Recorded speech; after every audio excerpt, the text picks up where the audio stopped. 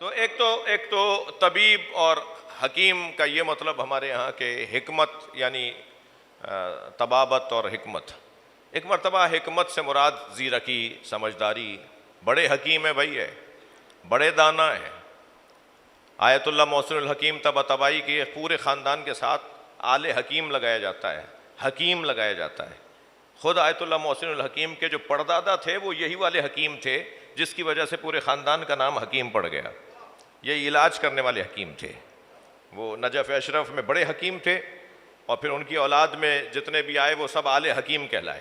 تو حکیم یعنی ایک مطلب یہ، اور ایک مطلب زیرکی اور سمجھداری. مگر قرآن مجید میں جب اللہ ارشاد فرما رہا ہے کہ جسے حکمت دی جاتی ہے اسی کو خیر کثیر بھی دیا جاتا ہے، تو یہ حکمت کیا ہے؟ تھوڑا سا میں آپ کا ساتھ چاہوں گا. پروردگار عالم سورہ مبارکہ جمعہ کے اندر بھی اور سورہ مبارکہ اسراء کے اندر بھی دو جگہ ایک مزاج کی آیت کو نازل کر رہا ہے.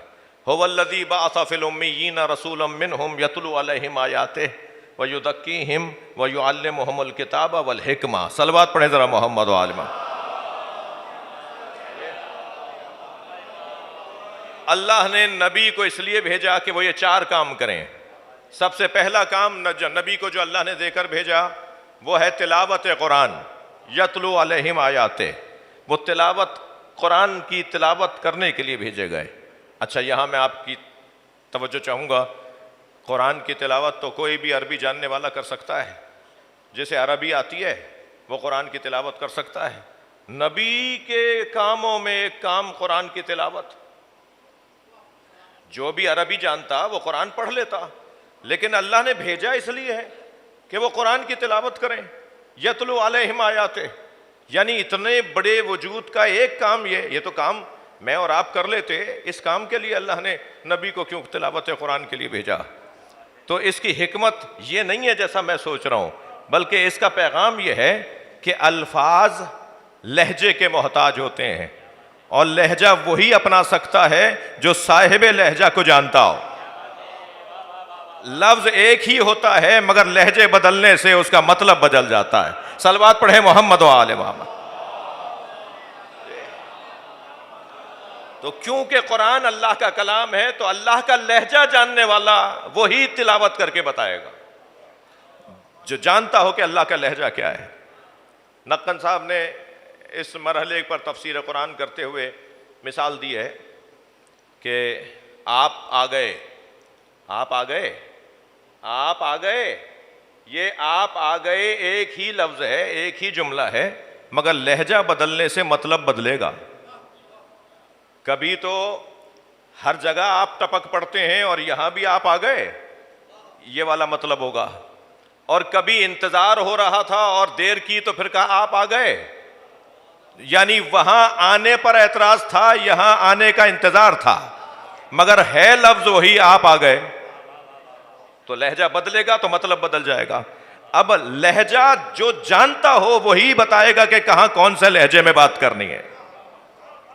تو اللہ کا لہجہ کون جانتا ہے؟ کون سمجھتا ہے کہ اللہ نے کس لہجے میں بات کی ہے؟ بس جو اللہ کے لہجے کو جانتا ہو وہی قرآن پڑھ کے سنائے گا. یتلو علیہم آیاتہ ویزکیہم، دوسرا کام سرکار دو جہاں کا کیا کہ وہ تزکیہ نفس کے لیے آئے. ہاں، انسان کو اور بہتر انسان بنانے کے لیے، گوشت کے لوتھڑے کو انسان بنانے کے لیے، انسان نما کو انسان بنانے کے لیے، اور انسان کو انسان کامل بنانے کے لیے، یعنی وہ انسانیت میں بہتری لانے کے لیے. یزکیہم، تزکیہ نفس کا مطلب ہے بہتر انسانیت.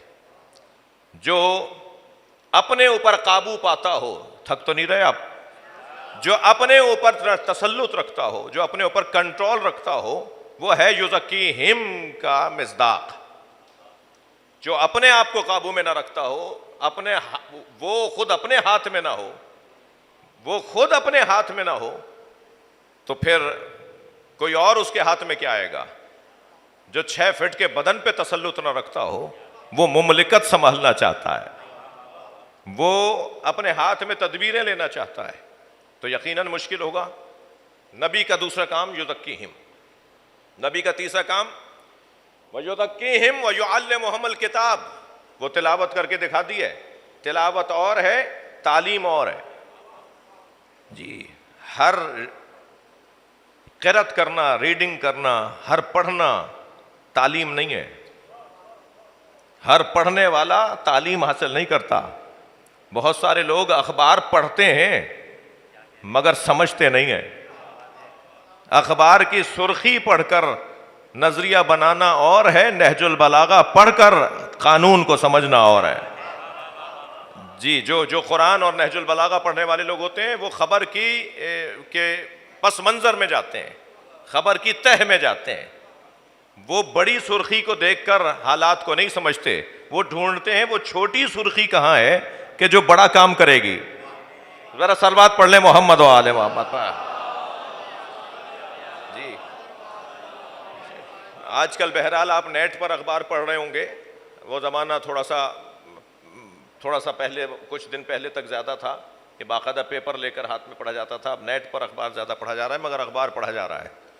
اور آج اخبار اور خبروں کو پہنچانے کا ذریعے بہت زیادہ ہو گئے ہیں، لیکن وہ جو ایک ہلکی سی کوئی ایک میسج چلتا ہے، کوئی کچھ دیر کے لیے کوئی ٹویٹ ہوتا ہے، کچھ دیر کے لیے کہ ایک پیغام آتا ہے اور پھر گم ہو جاتا ہے، اس کے پیچھے لگنا یہ ہنرمندی ہے، اس کو سمجھنا یہ ہنرمندی ہے۔ تو تلاوت قرآن اور ہے، تعلیم کتاب اور ہے۔ تعلیم کتاب کے لیے بھی نبی آئے، مگر جو چوتھا عنوان ہے جو میرا مضمون ہے وہ ہے حکمت۔ یعلمہم الکتاب والحکمہ، یہ اس لیے بھیجے گئے ہیں تاکہ کتاب کی تعلیم دیں اور حکمت کی تعلیم دیں۔ اب وہ حکمت کیا ہے؟ کیا یہی حکیم صاحب بنانے کے لیے؟ وہ کون سی حکمت ہے جسے پڑھانے کے لیے نبی آئے ہیں، جسے سمجھانے کے لیے نبی آئے ہیں؟ بس عزیزان گرامی، حکمت کے ائمہ اہل بیت کی زبان میں توجہ چاہوں گا، تھوڑی سی اپنی توجہ اور بڑھائیں گے۔ آل محمد کی زبان میں حکمت کبھی نبوت کو کہا گیا ہے اور حکمت کبھی امامت کو کہا گیا ہے۔ یعنی جب مولا علی کا کام بتایا جائے گا کہ وہ حکمت دیں گے تو وہ نبی کو سمجھائیں گے، اور جب نبی کا کام بتایا جائے گا کہ وہ حکمت کی تعلیم دیں گے تو وہ علی کو سمجھائیں گے۔ یعنی ایک کا کام ہے نبوت کی تشریح اور ایک کا کام ہے ولایت کی تشریح۔ حکمت یعنی نبوت، حکمت یعنی امامت۔ صلوات پڑھ لیں محمد و آل محمد۔ اب یہ دونوں کا کتنا گہرا آپس میں تعلق ہے، یہ حدیث مبارک تو آپ نے بارہا سنی ہے، انا مدینۃ العلم وعلی بابھا، میں شہر علم ہوں، علی اس کا دروازہ ہے۔ مگر یہ حدیث ظاہراً کم پڑھی جاتی ہے، انا دار الحکمہ وعلی بابھا، میں حکمت کا گھر ہوں، علی اس کا دروازہ ہے۔ اب یہ جو حکمت ہے نا، جس کو بھی حکمت دی جائے گی، وَمَن يُؤْتِ الْحِكْمَةَ فَقَدْ أُوتِيَ خَيْرًا كَثِيرًا، جسے بھی حکمت دی جائے گی اسی کو خیر کثیر بھی دی جائے گی۔ میں نے بہت دیر لگا دی اپنا مقدمہ مکمل کرنے میں۔ جسے حکمت دی جائے گی اسی کو خیر کثیر دیا جائے گا۔ حکمت ہے نبوت اور امامت، جسے نبوت دی جائے گی اسے فاطمہ دی جائے گی، جسے امامت دی جائے گی اسے فاطمہ دی جائے گی۔ خیر کثیر سے مراد سیدہ زہرا کی ذات۔ صلوات پڑھیں محمد و آل محمد۔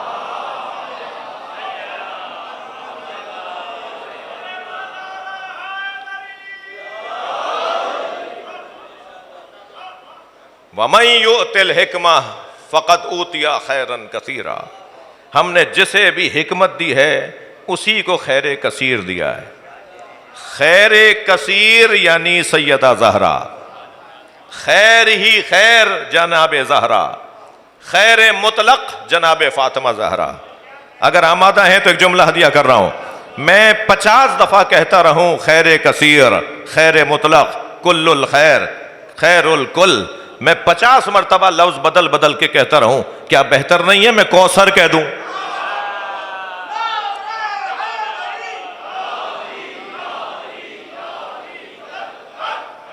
کوثر یعنی خیر کثیر۔ کوثر کا دوسرا مطلب ہے خیر کثیر۔ کوثر کثیر کے خاندان کا لفظ ہے نا، کثیر کے خاندان کا لفظ ہے، جہاں خیر ہی خیر ہو اس کا نام ہے کوثر، اور اللہ نے سیدہ کا قرآن میں ایک نام کوثر قرار دیا ہے۔